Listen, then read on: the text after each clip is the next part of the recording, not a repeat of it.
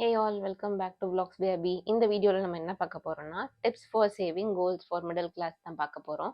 நம்மளுக்கே தெரியும் கோல்டோட ரேட் வந்து டே டு டே எவ்வளோ இன்க்ரீஸ் ஆகிட்டு இருக்குன்னு.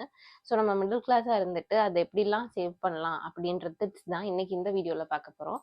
வாங்க ஒன் பை ஒன்னாக பார்த்துடலாம். பார்த்தீங்கன்னா கட் யுவர் அன்வான்ட் எக்ஸ்பென்ஸ், இதுதான் ஃபர்ஸ்ட் விஷயமா நான் சொல்லுவேன். ஏன்னா, நம்ம என்னென்ன எக்ஸ்பென்ஸ் பண்றோன்றது தெரிஞ்சாதான், அதுல எது வாண்டட், அதுல எது அன்வான்டட்ன்றது தெரியும். ஸோ, அந்த அன்வான்டட் எக்ஸ்பென்ஸ கண்டுபிடிக்கிறது ஃபர்ஸ்ட் நம்ம மந்த்லி பட்ஜெட் வந்து போடணும். அப்போதான் நம்ம வந்து எவ்வளோ சேவ் பண்றோம், எவ்வளோ ஸ்பெண்ட் பண்றோம், எந்தெந்த வேஸ்லலாம் நம்ம அமௌண்ட் ஸ்பெண்ட் பண்றோன்றது நமக்கு கிளியரா தெரியும். ஸோ, அதுக்கு ஃபர்ஸ்ட் திங் வந்து நம்ம மந்த்லி பட்ஜெட் பிளான் பண்ணணும். அதுக்கப்புறம் செகண்ட் பார்த்தீங்கன்னா, 50, 30, 20 ரூல் தான். இந்த ரூல் என்னன்னு பார்த்தீங்கன்னா, 50% நம்மளோட நீட்ஸ், 30% வாண்ட்ஸ் அண்ட் 20% வந்து நம்மளோட சேவிங்ஸ்க்கு போகணும். இதுதான் வந்து 50, 30, 20 ரூல். இதில் இந்த 50% நீட்ஸ்ன்னு பார்த்தீங்கன்னா நம்ம வீடோட ரெண்ட்டு, அப்புறம் க்ராசரி, அப்புறம் இந்த எலக்ட்ரிசிட்டி பில், இதெல்லாம் வந்து நீட்ஸில் வரும். வாண்ட்ஸ் பார்த்தீங்கன்னா நம்ம என்டர்டைன்மெண்ட், அதாவது வெளியில் போய் நம்ம பார்க்குற மூவிஸாக இருக்கட்டும், அப்படி இல்லைன்னா நம்மளோட ஷாப்பிங் திங்ஸ், இதெல்லாம் வந்து வாண்ட்ஸில் வரும். அண்ட் சேவிங்ஸ்ன்னு பார்த்தா தான் நம்ம இன்வெஸ்ட் பண்ணுற லைக் ஆர்டி, எஃப்டி, அப்புறம் கோல்டில் இன்வெஸ்ட் பண்ணுறது, இதெல்லாம் சேவிங்ஸில் வரும். அண்ட் இந்த சேவிங்ஸ்லேயே வந்து உங்களுக்கு இஎம்ஐ இல்லை ஏதாச்சும் கடன் இருக்குது அப்படின்னா அதுவும் இந்த சேவிங்ஸில் தான் வரும்.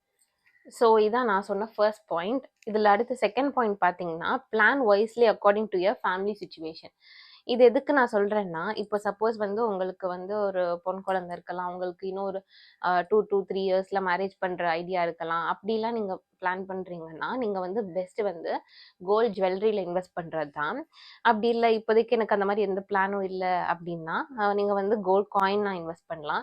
அப்படி இல்லைன்னா நீங்கள் உங்களுக்கு ஒரு வீடு வாங்கணும் இல்லை லேண்ட் வாங்கணும் அப்படின்ற ஐடியாவில் இருந்தீங்கன்னா அதுக்கு தகுந்த மாதிரி நீங்கள் லைக் கோல்டு வந்து சேவ் பண்ணி வைக்கலாம். ஏன்னா கோல்டு வந்து நீங்கள் வந்து நாளை பின்னா உங்கள் பொண்ணுக்கோ பையனுக்கோ மேரேஜ் ஆகுனா அதுக்கும் நீங்கள் வாங்கி வைக்கணும். இல்லை ஏதாச்சும் வீடு இல்லை நிலம் அந்த மாதிரி நீங்கள் வாங்க போகிறீங்கனாலும் அதுக்கு உங்களுக்கு கோல்டு வந்து ரொம்ப யூஸ்ஃபுல்லாக இருக்கும்.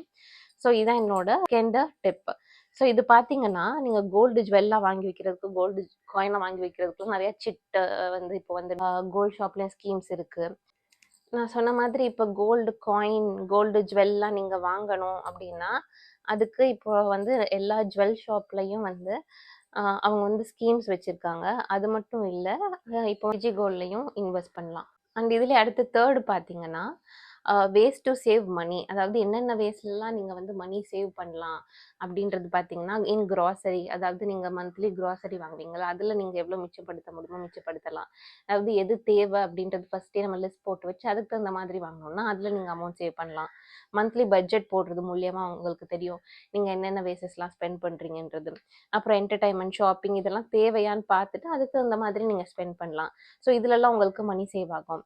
அதுக்கப்புறம் மெயினாக கட் யூபிஐ பேமெண்ட்ஸ் வந்து என்னென்னா, நம்ம ஜென்ரலாக முன்னாடிலாம் வந்து கையிலேருந்து கேஷ் எடுத்து கொடுப்போம். ஃபார் எக்ஸாம்பிள் இப்போ ஒரு மளிகை கடைக்கு போகிறோம் அப்படின்னா நம்ம சேஞ்ச் நம்ம தான் கொடுப்போம். ஆனால் இப்போ அப்படி கிடையாது. ஒரு 10 ருபீஸ்லேருந்து எவ்வளோ நாளுமே நம்ம வந்து இப்போ யூபிஐ பேமெண்ட்ஸ் வந்து பண்ணிடுறோம். ஸோ நம்மளுக்கு அதில் வந்து எவ்வளோ போகுது அப்படின்ற ஒரு கேல்குலேஷன் நம்ம வச்சுக்க மாட்டோம். ஸோ இந்த யூபிஐ பேமெண்ட்ஸ் வந்து நான் சொல்கிறது ஜிபேயாக இருக்கட்டும், ஃபோன்பேயாக இருக்கட்டும், இதெல்லாம் நீங்கள் கொஞ்சம் கட் பண்ணீங்கன்னா ஸோ அதில் நம்மளுக்கு தெரிய வரும் நம்ம எவ்வளோ ஆக்சுவலாக அமௌண்ட் கொடுக்குறோம் அப்படின்றது. இதுலலாம் சேவ் பண்ண மணி நீங்கள் எதெல்லாம் இன்வெஸ்ட் பண்ணலான்னு பார்த்தீங்கன்னா ஒரு கோல்டு சீட்டு ஸ்டார்ட் பண்ணலாம். அதாவது நான் சொன்ன மாதிரி டிஜி கோல்டு, ஆர்டி ஸ்டார்ட் பண்ணலாம், எஃப்டி ஸ்டார்ட் பண்ணலாம். இன்ட்ரெஸ்ட் ரேட் செக் பண்ணிவிட்டு நீங்கள் அதில் இன்வெஸ்ட் பண்ணலாம். மியூச்சுவல் ஃபண்ட்ஸில் இன்வெஸ்ட் பண்ணலாம், எல்ஐசி இன்வெஸ்ட் பண்ணலாம். ஸோ இந்த மாதிரி இல்லைனா நீங்கள் இன்வெஸ்ட் பண்ண ஸ்டார்ட் பண்ணிங்கன்னா தான் நம்மளுக்கு ஃப்யூச்சருக்கு அது வந்து ரொம்ப ஹெல்ப்ஃபுல்லாக இருக்கும். ஏன்னா ஏன் கோல்டை இன்சிஸ்ட் பண்ணுறேன்னா கோல்டு வந்து நம்மளுக்கே தெரியும் டே டு டே வந்து அதோட ரேட் வந்து இன்க்ரீஸ் ஆகிட்டே போகுது. ஸோ கோல்டில் வந்து நம்ம இன்வெஸ்ட் பண்ணுறது என்றைக்குமே அது வந்து ஒரு ஃபெயிலியர் ஆப்ஷன் ஆகாது. ஸோ அதான் வந்து கோல்டை நான் இன்சிஸ்ட் பண்ணிகிட்டே இருக்கேன். அண்ட் ஃபோர்த் பாயிண்ட் பார்த்தீங்கன்னா you can try to save in உண்டியல் by adding the amount you have. ஒரு இம்பார்ட்டண்டான டிப்புன்னே சொல்லுவேன். ஏன்னா நம்ம அம்மாஸ்லாம் அந்த காலத்தில் பார்த்தீங்கன்னா உண்டியலை சேவ் பண்ணுறது இம்பார்ட்டண்ட்டான சேவிங் ஆப்ஷனாக வச்சுருப்பாங்க. ஏன்னா நம்மளுக்கு தெரியாமல் அதில் போட்டுகிட்டே வந்தோம்னா இன்றைக்கி நீங்கள் ஒரு 2 ருபீஸ் போடுறீங்க, நெக்ஸ்ட் டே ஒரு 10 ருபீஸ் இருக்குது போடுறீங்க, அடுத்த நாள் ஒரு 50 ருபீஸ் இருக்குது போடுறீங்கன்னா நம்மளுக்கு தெரியாமல் அதில் ஆட் ஆகிட்டே இருக்கும். ஸோ நம்ம அதில் ஒரு சேவிங்ஸ் இருக்குன்றதே மறந்துடுவோம். ஸோ எப்பயாச்சும் நமக்கு ரொம்ப எமர்ஜென்சின்றப்போ அதுலேருந்து எடுக்கும்போது பார்த்தீங்கன்னா, உங்களுக்கு ஒரு லம்ப் சம் ஆஃப் அமௌண்ட் கிடைக்கும். ஒரு 10,000 ஆட் பண்ணா கூட உங்களுக்கு அது எமர்ஜென்சி ஃபண்ட் தான். இல்ல ஒரு 500 ஆட் பண்ணா கூட நம்மளுக்கு அது ஒரு எமர்ஜென்சி ஃபண்டா தான் இருக்கும் உண்டியல்ல இருக்கும்போது. ஸோ இது வந்து ஒரு முக்கியமான டிப்பு சேவிங்ஸ் டிப்ல. டிப் பார்த்தீங்கன்னா, gold coin we have from milligrams like 100, 250, 500 and so on. அதாவது கோல்டு காயின்ல வந்து நீங்க 100 மில்லிகிராம்ல இருந்து உங்களுக்கு 250ல இருக்கட்டும், 200, 500 அண்ட் 1 கிராம் இருக்குன்றது தெரியும். உங்களால 1 கிராம் சேர்க்க முடியல அப்படின்னா நீங்க வந்து 100 மில்லிகிராம் இல்ல 200 மில்லிகிராம் கூட சேர்க்க ஸ்டார்ட் பண்ணலாம். ஏன்னா நம்ம முன்னாடி நமக்கு தெரிஞ்ச ப்ராவப் தான் என்னன்னா சிறுதுளி பெருவெள்ளம்னு சொல்லுவாங்கல்ல, அதே மாதிரி தான். உங்களுக்கு 1 கிராம் கோல்டு காயின் வந்து ரேட் வந்து இன்னைக்கு 8,215, அதோட ஜிஎஸ்டி இதெல்லாம் சேர்த்து உங்களுக்கு இதை விட கொஞ்சம் கூட தான் வரும். ஸோ அப்படி நீங்கள் இது பெரிய அமௌண்ட்டு நினைக்கிறீங்கன்னா உங்ககிட்ட இது எவ்வளோ இருக்கோ அதை வச்சு நீங்கள் ஒரு 100 மில்லிகிராம்ஸ், 250 மில்லிகிராம்ஸ் இல்லை 500 மில்லிகிராம்ஸ் அப்படி கூட வாங்கி வைக்கலாம். உங்களுக்கு தெரியும் இன்னைக்கு வந்து கோல்டு ரேட் வந்து எப்போவுமே இன்க்ரீஸில் தான் போயிட்டு இருக்கு இப்போ வரைக்குமே. அது வந்து இன்னும் டிக்ரீஸ் ஆகலை.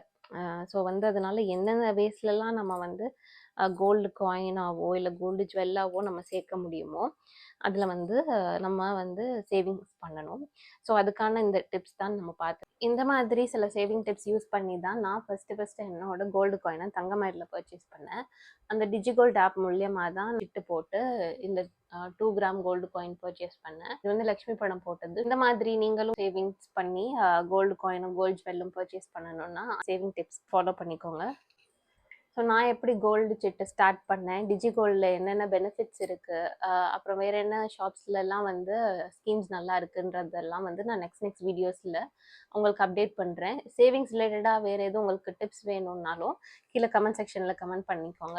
நான் போடுற வீடியோஸ் எல்லாம் உங்களுக்கு அப்பப்போ கரெக்டாக வரணும்னா நம்ம பேஜை சப்ஸ்கிரைப் பண்ணிக்கோங்க அண்ட் நோட்டிஃபிகேஷனையும் ஆன் பண்ணிக்கோங்க. அப்போ தான் நான் போடுற வீடியோஸ் எல்லாம் உங்களுக்கு நெக்ஸ்ட் வரும். ஸோ தேங்க்ஸ் ஃபார் வாட்சிங்.